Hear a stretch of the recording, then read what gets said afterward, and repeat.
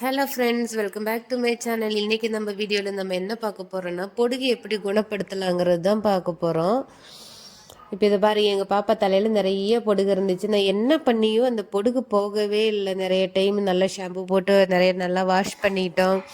சின்ன வெங்காயம் அரைச்சி தேய்க்கிறது, வெந்தயம் அரைச்சது, அப்படி என்னென்னமோ ட்ரை பண்ணி பார்த்துட்டேன். என்ன பண்ணியும் எனக்கு அந்த பொடுகு கம்ப்ளீட்டாக போகவே இல்லை.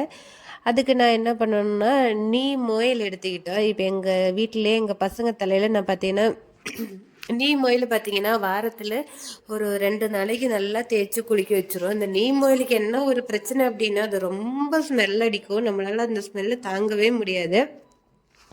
ஸோ இப்போ ஒரு பாட்டில் நீம் ஆயில் எடுத்துக்கிட்டேன் அப்படின்னா, அதில் 3 பாட்டில் அளவுக்கு நீங்கள் தேங்காய் எண்ணெய் கலந்துக்கோங்க. தேங்காய் எண்ணெய் கலந்தாலுமே அது ரொம்பவே ஸ்மெல் அடிக்கும், நம்மளால் தாங்க முடியாது.